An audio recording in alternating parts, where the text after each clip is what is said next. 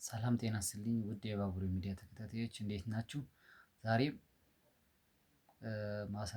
ማሳያችሁ ፓስፖርት እንዴት ማውጣት እንደምትችሉ፣ ፓስፖርት የሌላችሁ እንዴት ፕሮሰሱን ማውጣት እንደምትችሉ፣ ምን ምን እንደሚያስፈልጋችሁ፣ ምንድናቸው ክራይቴሪያዎቹስ ምንድናቸው፣ ከስንት አመት በላይ ነው ፓስፖርት ሊኖረው የሚገባ የሚለው ማብራሪያ እሰጣችኋለሁ። እኔም በተግባር ያየሁት አሁናዊ ሁኔታ አሁን ያለው ወቅታዊ ነገር ፓስፖርት እንዴት ማውጣት እንደሚቻል አሳያችኋለሁ። ሌላ ደግሞ ፓስፖርት ላላችሁ ሰዎች የፓስፖርት ህግና ስለ ፓስፖርት ኤክስፓየር ያደረገባችሁ ፓስፖርት እድሳት እንዴት ማሳደስ እንደሚቻል እሱንም ማብራሪያ እሰጣችኋለሁ። ተከታተሉኝ። እሺ በመጀመሪያ ፓስፖርት ምንድነው? አሁን ያለው ሁኔታ ለስንት አመትስ የሚያገለግል ነው? የድሮ ፓስፖርት ይሄ ፓስፖርት ማለት ነው። ፓስፖርት የሚባለው ይሄ ነው። ይሄ የኢትዮጵያ ፌዴራላዊ ዲሞክራሲያዊ ሪፐብሊክ ፓስፖርት ይባላል። ይሄ ፓስፖርት የአንድ ዜጋ አንድ ኢትዮጵያዊ ለሆነ ዜጋ መለያው እንደ ዜግነቱ ይሄ ፓስፖርት ማለት የአንድ ዜጋ ወይም ደግሞ የአንድ ሰው የኢትዮጵያ ዜግነት እንዳለው የኢትዮጵያ ፌደራላዊ ዲሞክራሲያዊ ሪፐብሊክ ዜጋ እንደሆነ የሚገልጽ ነው። ይሄ ከራሱ ከባለቤቱ ሌላ ቦታ እንዲገኝ ምናምን አይፈለግም። የተለያየ ቦታ ደግሞ ቫሊድ ነው ማለት ነው። የተለያየ ሀገር በማንኛውም ሀገር መሄድ እንችላለን። ይሄም ነው በየፓስፖርቱ እንደየፓስፖርቱ ይለያያል። በጣም ልዩነት አለው። ይሄ ፓስፖርት አሁን ምን ያህል ሀገር ነው የሚያስኬደው? የትም የትም ካለ ቪዛ መሄድ እንችላለን። በዚህ ፓስፖርት የሚለው ሌላ ቀን እሰራላችኋለሁ። ዛሬ የማሳያችሁ ምንድነው ይሄ ፓስፖርት እንዴት ማደስ እንችላለን ነው። አሁን ይሄ የዛሬ 5 አመት 4 አመት የነበረው ፓስፖርት ነው። አሁን ይሄ ፓስፖርት ተቀይሯል። ይሄ ፓስፖርት ተቀይረዋል ወደ ተለያየ ከለር እና ዲጂታል በሆነ መንገድ ምናምን አድርገውታል።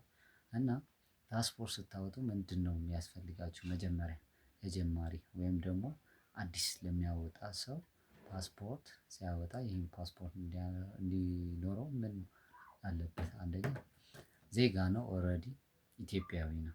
ኢትዮጵያዊ ሲሆን ደግሞ ምን ያስፈልገዋል?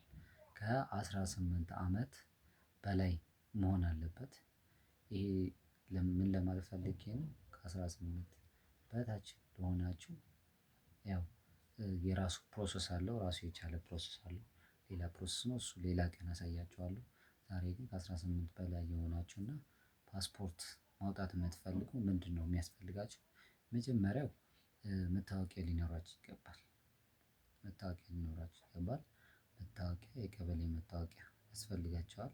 ያ የቀበሌ መታወቂያ ደግሞ የቀበሌ መታወቂያ ስታወጡ ግዴታ የልደት ሰርተፊኬት ያስፈልጋችኋል። የልደት ሰርተፊኬት ከቀበሌያችሁ ከምትኖሩበት አካባቢ ማውጣት ትችላላችሁ ማለት ነው። ከዛ ቀጥሎ የልደት ሰርተፊኬት አንደኛ፣ ሌላ የቀበሌ መታወቂያ፣ ሌላ ሶስተኛ ዲጂታል አይዲ ያስፈልጋችኋል። እነዚህ ዋና ዋናዎቹ ናቸው። እነዚህ ሶስቱንም ከያዛችሁ በኋላ ምንድነው የሚያስፈልጋችሁ? በሁለት መንገድ መደበኛና አስቸኳይ የሚባል አለ። ፓስፖርት ስታወጡ መደበኛና አስቸኳይ። ያ ማለት ምንድነው? መደበኛ የማትቸኩሉ ከሆነ የምትሄዱበት ቦታ አስቸኳይ ቦታ ከሌለ ችግር የለውም። መደበኛ ማውጣት ትችላላችሁ። መደበኛ በየሶስት ወሩም ይደርሳል። በሁለት ወሩም ከዛ በፊትም ሊጠሯችሁ ይችላሉ። እሱ እንደየእድላችሁ ነው የሚሆነው ማለት ነው። ቻንሳችሁ ነው። አስቸኳይ ደግሞ በሳምንት የሚደርስ አለ። በሶስት ቀን የሚደርስ አለ። ክፍያው እንዴት ነው? ለመደበኛ 5000 ብር ነው። 5000 ብር ነው። ለእድሳትም ለአዲስም 5000 ብር በሲስተም ትሞሉና ሲስተም አሞላሉ ደግሞ ሌላ ቪዲዮ እሰራላችኋለሁ። እንዴት እንደሚሞላ ሌላ ቪዲዮ አሳያችኋለሁ በደንብ አድርጌ። በርግጥ አብዛኛው ሰው ኢንተርኔት ካፌ ወይም ኢንተርኔት ቤት ሄዶ ነው የሚሞላው ምንድነው ትክክለኛ ክፍያው ያ 5,000 ብር የምትከፍሉ ለነሱ አይደለም ለኢሚግሬሽን 5,000 ብር ገቢ የሚሆን ነው። ከዛ በኋላ ለእነሱ የምትከፍሏቸው ብር ይኖራል። በራሳችሁ መሙላት ትችላላችሁ በራሳችሁ በስልካችሁ በፒሲያችሁ መሙላት ትችላላችሁ እሱ በጣም ቀላል ነው ሌላ ጊዜ አሳያችኋለሁ። እኔ ምን ልላችሁ ፈልጌ ነው አሁን 5,000 ብር ትከፍላላችሁ የከፈላችሁበት ደረሰኝ አለ ፎርሙ አለ ያ ሙሉ ስቴትመንት አለ ሙሉ ያ ፎርም ስማችሁ ከነ አያታችሁ ከነ አባታችሁ የአያታችሁ ስም የራሳችሁ ስም አድራሻው እድሜ የተወለዳችሁበት ፐርፌክት መሆን አለበት። ብዙ ጊዜ መመሳሰል አለበት ዶክመንታችሁ እንዳያመላልሷችሁ መመሳሰል አለበት። ይሄ ማለት ምንድነው? ዶክመንታችሁ ሙሉ አንድ አይነት መሆን አለበት። አሁን ለምሳሌ ልደት ካርዳችሁ ያለው ዓመተ ምህረት 1999 1989 1930 የሚል ከሆነ ልክ መታወቂያችሁ ላይ ያለውና ናሽናል አይዲያችሁ ያለው ቀጥሎም ደግሞ እዛኛው ላይ ፎርም የምትሞሉት አንድ አይነት መሆን አለበት። ካልሆነ እንዳትጉላሉ ነው ተመልሳችሁ እንዳትጉላሉ አንድ አይነት መሆን አለበት እሱን በደንብ ቼክ ማድረግ አለባችሁ። ሌላ ምንድነው? ስማችሁ ስፔሊንግ እንዳይሳሳት ስፔሊንጉ በአማርኛም በእንግሊዝኛውም ያለው እሱንም እርግጠኛ መሆን አለባችሁ ስትሞሉት ድጋሚ ክሮስ ቼክ ማድረግ እንዳትረሱ ክሮስ ቼክ አድርጉ በደንብ ክሮስ ቼክ አድርጉት። ይሄንን ካሟላችሁ በኋላ ምን ታደርጋላችሁ? ይሄን ፎርም ትሞሉና ከሞላችሁ በኋላ ኮፒ ትይዛላችሁ። ኮፒ የምን ኮፒ ያስፈልጋችኋል? የናሽናል አይዲው የራሱ ፎርም የሞላችሁት አለ ስማችሁ አድሬሱ ትውልድ ቦታችሁ ምናምን የያዘው አለ። ሁለተኛ ሶስተኛ ደግሞ ራሱ የከፈላችሁበት በቴሌ ብር ያስገባችሁበት እሱንም ትይዛላችሁ። ሌላ የቀጠሮ ቀን አለ የቀጠሮ ቀን የተቀጠራችሁበት ቀን አለ እሷንም ታስፈልጋችኋለች ማለት ነው። በጣም ቀላል ነው በነገራችን ላይ በጣም ቀላል ነው። ግን እነዚህ ነገሮች ደግሞ ማሟላት አለባችሁ ቀላል የሚሆነው እነዚህ ነገሮች በስተክክል አሟልታችሁ ስትሄዱ ነው። እነዚህን አሟልታችሁ ከሄዳችሁ በኋላ ቀጥታ ስትገቡ መጠየቅ ያለባችሁ ምንድነው? ቀጠሮ ነበረኝ ነው ቀጠሮ ነበረኝ ቀናችሁ ያያሉ የከፈላችሁበት አድራሻ ያያሉ ማሟላታችሁ ዶክመንታችሁን ቼክ ያደርጋሉ እነዚህን ኮፒ መያዛችሁ እንዳትረሱ እዛ ሄዳችሁ እንዳትጉላሉ ማለት ነው።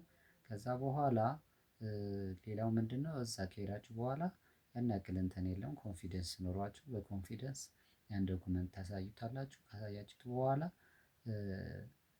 የሆነ ክፍል ላይ ቼክ ያደርጋሉ ክሮስ ቼክ ያደርጋሉ ስማችሁ እንዳይመልሷችሁ ያልኳችሁ ለዚህ ነው። ስማችሁ ስፔሊንግ ስህተት እንዳይኖረው የአድራሻ ልዩነት እንዳይኖረው ከስማችሁና ከአሁን ከሞላችሁት ፎርሙ ጋር ከልደት ሰርተፊኬታችሁ እና ከተወለዳችሁበት ምናምን መታወቂያ ምናምን ልዩነት እንዳይኖረው እሱን ቼክ ያደርጋሉ አንድ አይነት መሆን አለበት እሱ እንዳትጉላሉ ማለት ነው። እሱን ክሮስ ቼክ ካደረጉ በኋላ ምንድነው? አሻራ እንድትሰጡ ወደ ሌላ ክፍል ነው የሚመሯችሁ።